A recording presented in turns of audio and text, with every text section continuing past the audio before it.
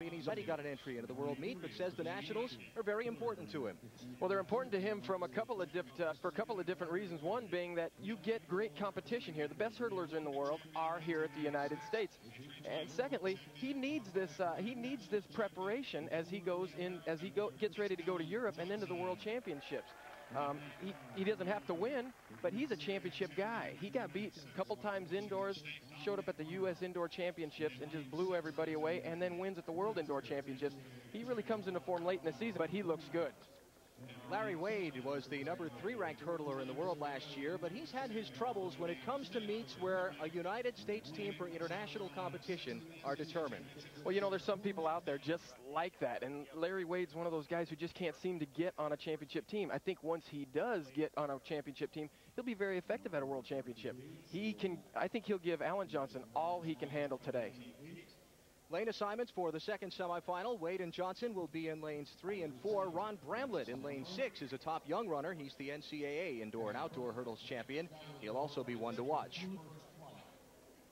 Mark Creer in lane 1 is a two-time Olympic medalist. He's trying to regain his place on the international stage after missing most of 2002 to complete a theology doctorate. Well, Creer says he hasn't really dedicated himself as an athlete as he had in the past, and he's really focused on getting back to where he was years ago. Creer is definitely known throughout the world for his jumping the gun a little early. So you think we might see a little false start here? The odds are good. Okay. 8 runners to go in the second semifinal. The top 4 will move on to the final later this afternoon. What was that you were saying a second ago? What do you know? It's Mark Creer in lane 1. And you know, we talked to him a while ago about this and couldn't figure out exactly. But that was a stand-up, I think. Okay. Well, we'll check that. I didn't hear it. It is a false start on Creer. Okay, he is going to be charged. Carol, you were having a little disagreement with Lewis a couple of minutes ago about his opinion on that false start rule, the United States rule versus the international one, huh?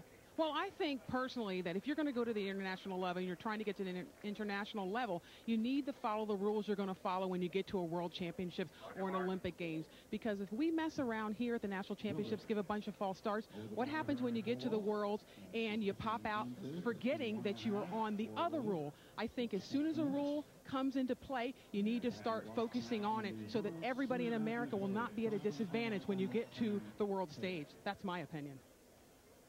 In a short sprint race, now they have to get back into the blocks after the false start. Does it make Creer a little more hesitant? He'll just have to make sure of the gun now. And a clean start this time. Johnson in lane 4, nosing out in front. It's Larry Wade with a strong push mid-track. Wade by a step over the final hurdle. Larry Wade will take the second 110-meter semifinal. Well, that's vintage Larry Wade right there. Stays nice and tall, doesn't really panic or press, and which he does so well. A lot of hurdlers get behind her a little bit and they tend to press. Alan Johnson, I think Alan Johnson knew that he didn't have to press. So much for Mark Creer having to hesitate because of that false start that he was charged with. He got off well. He's a good starter. I don't know why he thinks he needs the false start, because he does get out of the blocks very effectively. And this is where Wade got the step on Johnson mid-track. I think here Alan Johnson realizes he's in a good position to make the finals. He doesn't have to chase Larry Wade for the win and just kind of let Larry go ahead and just cruise to that easy win in this semi. Look at Larry Wade. He's very square. He doesn't turn his body at all when he swings his trail arm around. It's vintage Larry Wade. So Larry Wade with the win in the second of the semifinals for the men's 110-meter hurdles. The results: Wade, Johnson, Bramlett, and Mark Creer gets the final spot in the 110-meter final that you will see later this afternoon. As a matter of fact, the final event of our